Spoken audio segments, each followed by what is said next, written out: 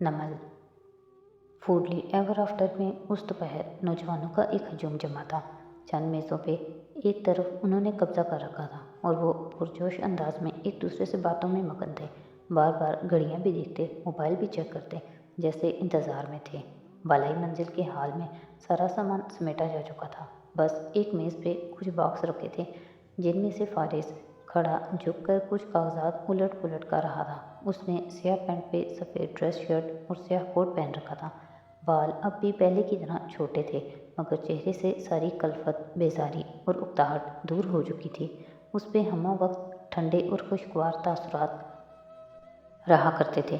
दरवाज़ा धाड़ से खुला और सादी अंदर दाखिल हुआ। वो नहीं हिला, अपना काम करता रहा। सादी उसके सर पे आ खड़ा हुआ और भरमी से उसे घूरा। इन लोगों को किसने बुलाया है? हर गलत काम में मेरा हाथ नहीं होता सादी यूसुफ। वो मसरूफ़ से अंदाज में चंद कागज़ एक फ़ाइल में लगा रहा था। ये मुख्तलिफ़ शहरों से आए हुए सेब सादी यूसुफ पेज के एक्टिव मेंबर्स हैं मामू। मैं उनसे नहीं मिलना चाहता था। मैं शर्मिंदा था। मैंने नहीं बुलाया यार उनको। तुम्हारी अम्मी का हाथ होगा इसमें। मैं अपने काम से आया हूँ इधर। वो सादगी से उसे देखकर बोला तो सादी ने खफकी से सर झटका। अब मैं उनसे जाकर क्या बात करूं? कैसे उनको तसल्ली दूं कि इस मुल्क में कातिल बच जाते हैं, मगर फिर भी उसका मुस्तकबिल रोशन है? ये तुम्हारा मसला है, मुझे इल्ज़ाम न देना। ठीक है, मैं मानता हूँ कि हम वो सबूत इस्तेमाल कर लेते तभी नौशरवान न पकड़ा जाता, लेकिन हाशिम, हम उसको सज़ा दिलवा सकते थे अदालत के ज़रिए, ताकि एक मिसाइल कायम होती, यूं बैकडोर से किसी एजेंसी के ज़रिए नहीं। वॉटेवर। वो अपने बैग में चंद फाइल्स डाल के सीधा हुआ, बैग उठाया और उसी सादगी से उसे देखा। अब वो तुम्हारे मेहमान हैं, तुम उनके पास जाकर एक अच्छी सी तकरीर कर दो। मुझे काम है, मैं जा रहा हूँ। उसके कंधे को दबाया और आगे बढ़ गया। सादी यूसुफ जिस वक्त रेस्टोरेंट के लाउंज में दाखिल हुआ, सब उसको देखकर खड़े हो गए। वो सिर शर्ट नीली जीन्स के ऊपर पहने हुए था और संजीदा मगर मुतज़ब्ज़िब नज़र आ रहा था। किसी ने सेल्फी बनाई, किसी ने क्लिक क्लिक करके तस्वीर उतारी। वो जबरन मुस्कुरा के सबको हाथ हिलाता एक मरकज़ी मेज़ तक आया और कुर्सी खींची। सब उसके साथ ही बैठे। खामोशी सी छा गई। सादी की नज़रें नैपकिन और गिलास पे जमी थी। वो उससे तसल्ली लेने आए थे, उससे जवाब मांगने आए थे। उन्हें किन अल्फाज में अच्छी उम्मीद थमाए। आप लोगों का शुक्रिया कि आप यहाँ आए, खंगार के उसने कहना शुरू किया। नज़रें अब भी झुकी थीं। वो कितना अच्छा मुकर्रर था, बेहतरीन बोलता था, मगर आज सारे अल्फाज ख़त्म हो गए थे। वो कैसे लोगों को बताएगा कि हक़ के लिए इतने महीने लड़ने का कोई फ़ायदा था अगर वह खुद इस सवाल का जवाब नहीं जानता था? वो कैसे अपनी इतने महीनों की ख़वारी को जस्टिफाई करेगा? दरअसल मुझे समझ नहीं आ रही कि मैं आपसे क्या कहूँ। उसने बदिक्कत नज़रें उठाईं। मेज़ें बाहम जोड़कर वो लोग उसके गिर्द बैठे उस पर नज़रें जमाए हुए थे। सादी यूसुफ को घुटन सी महसूस होने लगी। वो यहाँ से भाग जाना चाहता था। हमने कई महीने कोर्ट में लड़ाई लड़ी, मगर आखिर में मैं एक स्कूल टीचर हूँ सर। दाएं कतार में बैठी स्कार्फ वाली लड़की एकदम बोलने लगी। वो रुक के उसे देखने लगा। सब उसको देखने लगे। वो सांवली सी थी और उसकी आंखें बहुत संजीदा थी। और मैं बग़ैर शर्मिंदगी के आप लोगों को ये बता सकती हूँ कि मेरे स्कूल का एक क्लर्क पिछले 5 साल से मुझ समेत कई टीचर्स को अपनी प्राइवेट प्रॉपर्टी समझता था।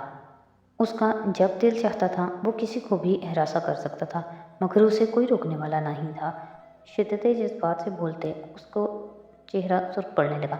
लेकिन जिस दिन मैंने आपको देखा, वो इंटरव्यू देते हुए, वो कानूनी जंग लड़ते हुए, रोज़े अदालत में सर बहादुरी से सर उठाकर चल के जाते हुए, तब मैंने जाना था कि अपने हक़ के लिए और जुल्म के ख़िलाफ़ कैसे लड़ा जाता है। उस दिन सर मैं उठ खड़ी हुई। मैंने टीचर्स को इकट्ठा किया और हमने उस क्लर्क को 2 दिन की रोशनी में सबके सामने बेइज्जत किया। उसकी शिकायत की। उसको मुझे यूनिवर्सिटी में 2 लड़के बुली करते थे। उसकी बात ख़त्म होने से पहले एक दूसरा लड़का बोल उठा और मैं इतने महीने उनका एरट्स बॉय बना हुआ था। मैं उनके काम करता, ज़ाती भी और निसाबी भी। मैं उनसे डरता था, मैं उनसे हरासा होता था। मगर जब आप नौशरवान कारदार के ख़िलाफ़ खड़े हुए थे ना सादी बाई, तब मैंने भी अपने खौफ का बुत तोड़ा। मैंने उंगली उठाकर उनको भरे मजमे में कहा کہ آج کے بعد وہ مجھ پہ حکم چلا کر تو دیکھیں، میں انہیں کورٹ میں گھسیٹوں گا، میں ان کو۔ مگر ساتھ ہی ایک دوسرے نوجوان نے تیز تیز بولنا شروع کر دیا۔ میرے دوست کی بہن کو اس کا کالج کا ٹیچر بلیک میل کر رہا تھا، اور یقین کریں ساتھی، اگر آپ کو میں نے وہ انٹرویو دیتے نہ دیکھا ہوتا، اگر آپ کی بہن کی گواہی نہ سنی ہوتی، تو میں کبھی اپنے دوست کو نہ سمجھا سکتا کہ اسے بلیک میل کا کیسے بہادری سے مقابلہ کرنا ہے، اسے کیسے اپنی عزت کی حفاظت۔ میرے والد انکم ٹیکس میں کام کرتے ہیں، ان کا باس ان کو ہر وقت۔ میں جب ہاسپٹل میں تھی تو جانتے ہیں میرے وارڈن نے کیا کیا؟ میں نے جب آپ کو ان امیر بدماشوں کے سامنے کھڑے ہوتے دیکھا نا سادی بھائی، تب میرے اندر ہمت آئی اور وہ دم بخود بیٹھا تھا، کبھی ٹکر ٹکر ایک کی طرف دیکھتا، کبھی دوسرے کی طرف رخ پھیرتا۔ وہ کچھ بول نہیں پا رہا تھا، وہ ان کو ٹوک بھی نہیں پا رہا تھا، وہ اس سے تسلی سننے نہیں آئے تھے، نہ اس کو سنانے آئے تھے۔ داستانیں، کہانیاں، ہمت اور بہادری سے لڑے جانے والی جنگیں، اور وہ یک ٹک سن رہا تھا، پلک جھپکے بغیر۔ وہ ایک ایک کا چہرہ دیکھ رہا تھا، وہ صرف ان کی بہادری کی جدوجہد کی کہانیاں سن پاتا، مگر پھر دوسرا بول اٹھتا، اور وہ جان ہی نہ پاتا کہ اس کلرک کو کیا سزا ملی، ہراساں کرنے والے دوستوں کا کیا ہوا، بلیک میلر کالج ٹیچر کو نکالا گیا یا نہیں، انکم ٹیکس والے باس اور ہاسٹل کی وارڈن کی نوکری گئی یا نہیں۔ اور اس سے فرق بھی نہیں پڑتا تھا، نہ انہیں اس بات سے فرق پڑتا تھا کہ نوشیروان بچ گیا اور بھاگ گیا۔ وہاں سب کے لیے صرف جدوجہد اہم تھی، اپنے خوف کے بت توڑ دینا، آزاد ہو جانا۔ وہاں صرف مکفل میں اترنے کی دھج کا ذکر تھا، اس شان کا ذکر تھا، وہ شان جو ایک کی ہوتی ہے مگر کئی ہزاروں کو ہمت دے جاتی ہے، سب کو کچھ سکھا جاتی ہے۔ وہ اس سے تسلی لینے نہیں آئے تھے، وہ اس کو تسلی دینے بھی نہیں آئے تھے، وہ تو اپنی داستانیں سنانے آئے تھے۔ اس کے گلے میں آنسوؤں کا گولا پھنس رہا تھا، وہ اسی طرح رونا چاہتا تھا جیسے فیصلے کے دن رویا تھا، مگر آج وجہ وہ نہیں تھی، آج وجہ یہ تھی کہ اسے اب معلوم ہوا تھا کہ فیصلے کی گھڑیاں شاید تب بیتی نہیں تھیں، فیصلہ تو اب ہوا تھا، وہ ہارا نہیں تھا، وہ جیت گیا تھا، اور جو وہ جیتا تھا وہ اس سے کہیں زیادہ تھا جو اس نے ہارا تھا۔ اس نے ڈبڈبائی آنکھوں سے ریسٹورانٹ کی شیشے کی دیوار کو دیکھا، جہاں پارکنگ میں فارس اپنی کار کا دروازہ کھول رہا تھا اور اسی طرف دیکھ رہا تھا۔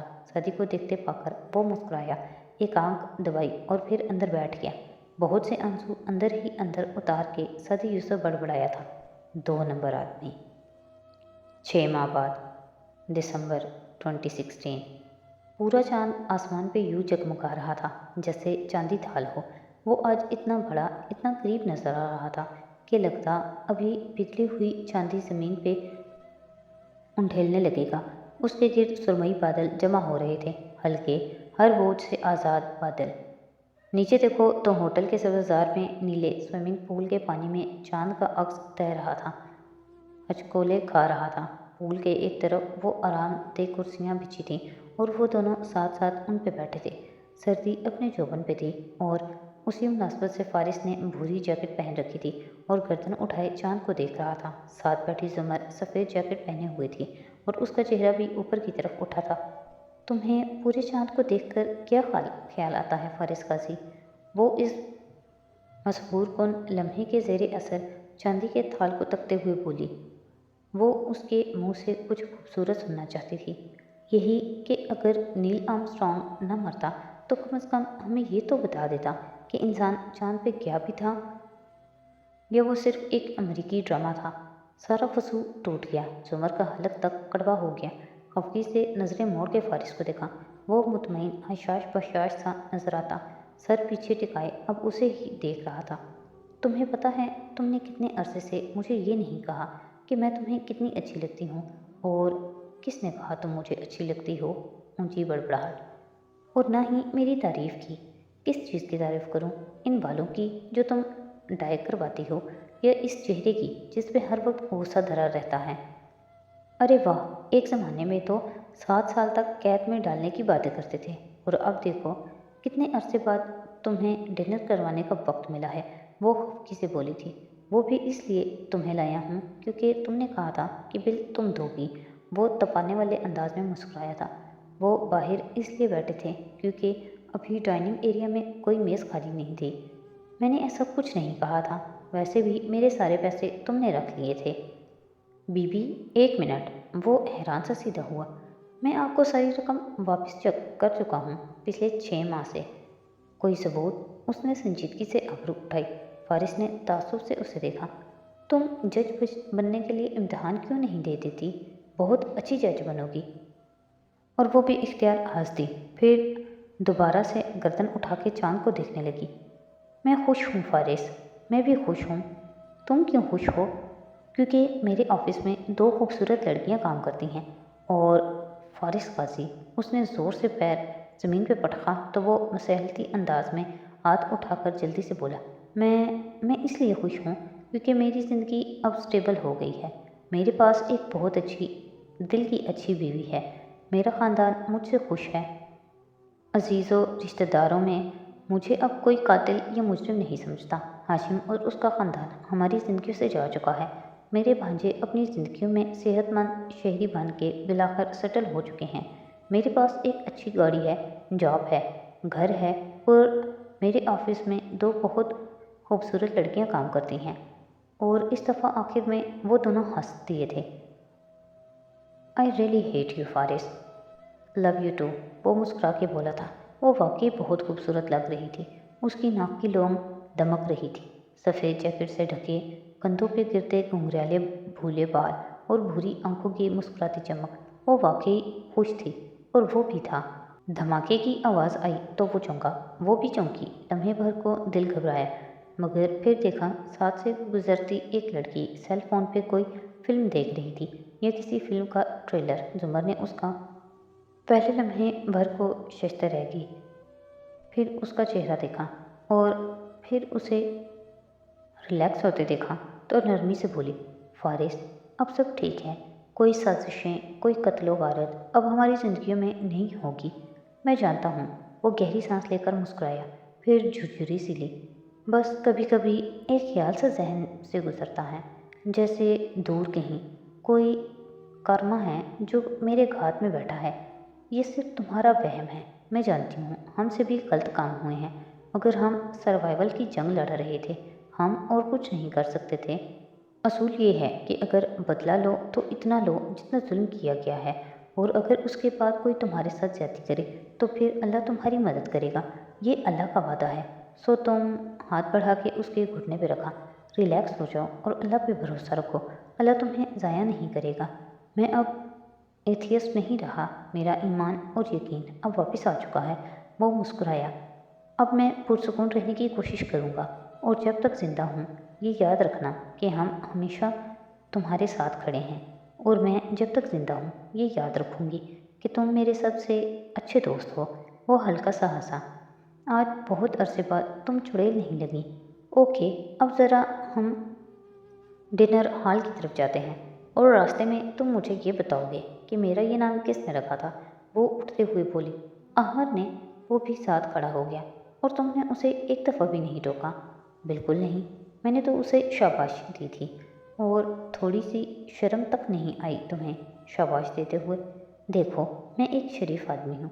और वो दोनों माह कामिल की इस सर्द रात में कदम उठाते चलते जा रहे थे, दूर होते जा रहे थे, और उनकी आवाज़ें मध्यम हो रही थी। दूर से यही दिखाई देता था कि जैकेट की जेबों में हाथ डाले चलता गाजी उसकी तरफ झुककर मुसलसल कुछ कह रहा था, और वो नफ़ी में अफसोस से सर हिलाई जा रही थी, मुसलसल लड़ रही थी। चांदी के थाल से चांदी अब बह बह कर सारी दुनिया पे गिरने लगी। सब कुछ चमकने लगा था।